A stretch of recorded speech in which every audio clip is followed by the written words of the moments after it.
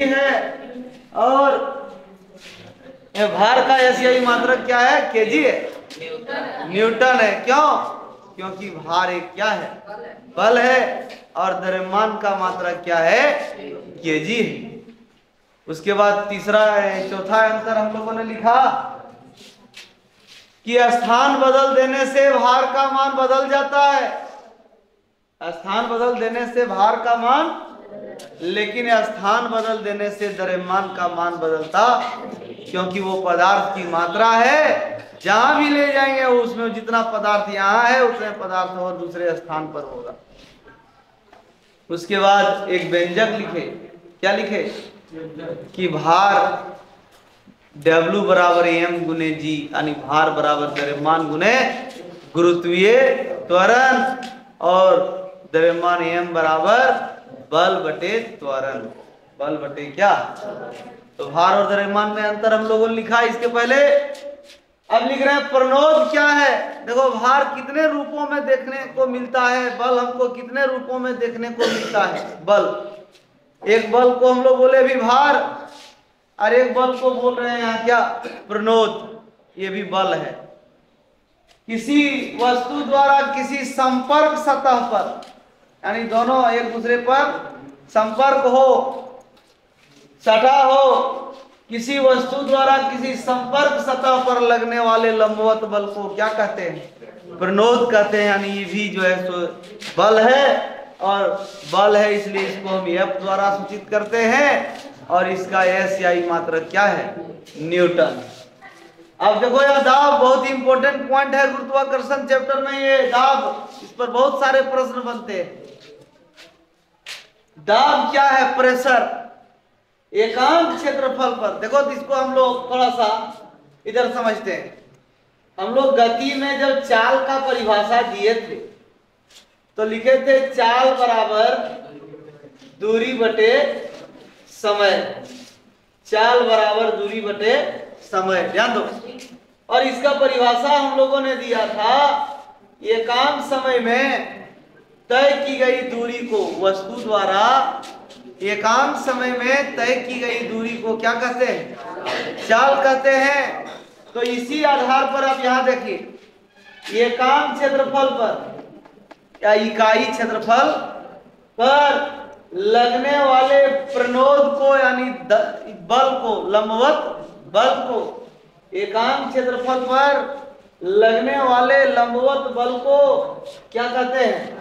दाब कहते हैं। और दाब का को हम लोग अंग्रेजी में प्रेशर कहते हैं। पहला वर्ड उसका लेटर क्या है? P, इसलिए दाब को हम लोग किससे सूचित करते हैं? P से। और इसका S का एक मात्रक पास्कल। पास्कल वैज्ञानिक का नाम है ना। पास्कल के सम्मान में दाब का एशियाई मात्रक रखा गया पास्कल, जिसका संकेत है P बड़ा और ये छोटा। और यहां से अगर हम उसका लिखें मात्रक, तो बल का मात्रक क्या है? न्यूटन। और क्षेत्रफल का मात्रक क्या है? Metre square. क्षेत्रफल का मात्रक क्या है? Metre square. इसलिए दाब का एक और मात्रक हो जाता है क्या? न्यूटन प्रति मीटर स्क्वायर। न्यूटन प्रति मीटर स्क्वायर। बल का मात्रक न्यूटन और क्षेत्रफल का मात्रक मीटर स्क्वायर। तो क्या दाब समझ में आया? और भी समझना है इसमें। एकांक क्षेत्रफल पर लगने वाले लंबवत बल को या प्रणोद को हम दाब कहते हैं, और उसको P द्वारा सूचित किया जाता है। और इसका एशियाई मात्रक क्या है? पास्कल है या न्यूटन प्रति मीटर स्क्वायर है। ध्यान दो थोड़ा सा, यहाँ संबंध देखो। दाब, बल और क्षेत्रफल, एक सूत्र बना, दाब बराबर बल बटे क्षेत्रफल। ये सूत्र को परिभाषित करो। ध्यान दो इधर। दाब लेफ्ट हैंड साइड में है और अंश है। क्या है? इसके नीचे कुछ नहीं है तो क्या है? एक है। हर में एक है। दाब अंश है, बल भी अंश है, यानी दाब और बल दोनों में समानुपाती रिश्ता है। दाब सतह पर लगाए गए बल के समानुपाती। इसका अर्थ हुआ बल बढ़ेगा तो दाब बढ़ेगा, और बल घटेगा तो दाब घटेगा, क्योंकि दोनों में कैसा रिश्ता है? समानुपाती रिश्ता है, प्रोपोर्शनल है ना। बल बढ़ेगा तो दाब बढ़ेगा और बल घटेगा तो दाब घटेगा। और दूसरा रिलेशन दाब और क्षेत्रफल, ये अंश है, ये हर है। दाब और क्षेत्रफल का, दाब और सतह के क्षेत्रफल का कैसा रिश्ता है? व्युत कर्मानुपाती होता है। दाब सतह के क्षेत्रफल का व्युत कर्मानु। इसका क्या अर्थ हुआ कि क्षेत्रफल बढ़ेगा तो दाब घटेगा और क्षेत्रफल घटेगा तो दाब बढ़ेगा।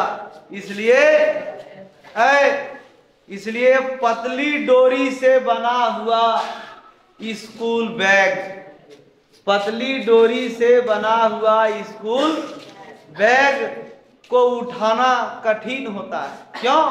क्योंकि पतली डोरी जो है सो हमारे कंधे के कम क्षेत्रफल को कवर करता है। पतली डोरी जो है हमारे कंधे का क्षेत्रफल जो है तो कम कवर करता है। इसलिए क्षेत्रफल घटने से दाब क्या हो जाता है? बढ़ जाता है ना। क्षेत्रफल घटने से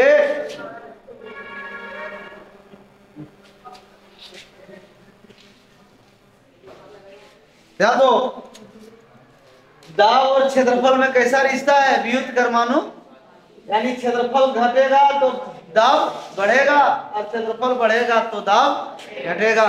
जब स्कूल का बैग हम लोग उठाते हैं पतली डोरी से, अगर बना हुआ, एक क्वेश्चन है आपके किताब में कि पतली डोरी से बना हुआ स्कूल बैग को उठाना कठिन होता है, जबकि चौड़ी पट्टी से बना हुआ स्कूल बैग को उठाना क्या होता है?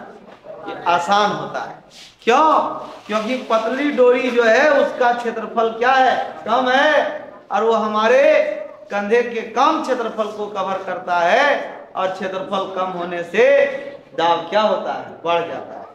और जो चौड़ी पट्टी से बना हुआ है स्कूल बैग, वो हमारे कंधे का ज्यादा क्षेत्रफल कवर करता है, इसलिए क्षेत्रफल बढ़ने से दाब क्या हो जाता है? कम हो जाता है। इसलिए हम आराम से चौड़ी पट्टी वाला बैग को उठा लेते हैं, है ना। तो इसको लिखिए। और हम लोग गति का 3 गो समीकरण पहले पढ़ चुके हैं गति में ही। यहाँ गुरुत्वाकर्षण में खाली त्वरण को ये को हम क्या कर दिए? जी कर दिए, क्योंकि यहाँ जो भी कार्य हो रहा है वो पृथ्वी पर गिरने से हो रहा है गुरुत्व बल के कारण, या हम लोग पृथ्वी से ऊंचाई तक फेंकते हैं, यानी जो भी काम हो रहा है वेग में परिवर्तन जो हो रहा है तो गुरुत्व बल के कारण हो रहा है। यहाँ सारा त्वरण गुरुत्वीय त्वरण है, इसलिए ये के जगह पर हम त्वरण क्या लिखें? जी, जिसका मान हम लोगों ने पढ़ चुका है 9.8 मीटर प्रति सेकेंड स्क्वायर। v बराबर u plus G T, A T को जी टी लिखिए। s बराबर U T plus half A T square. v square बराबर u स्क्वायर प्लस 2g। जहाँ u वस्तु का प्रारंभिक वेग है, v वस्तु का अंतिम वेग है, और t समय है, और g गुरुत्वीय त्वरण है, और s वस्तु द्वारा तय की गई दूरी है ना।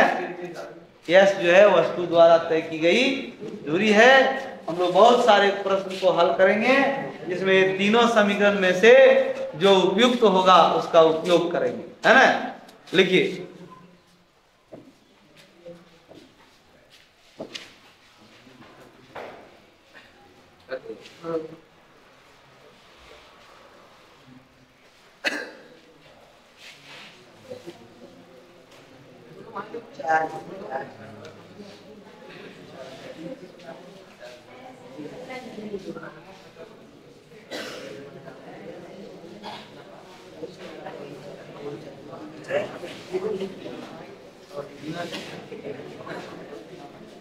कौन सा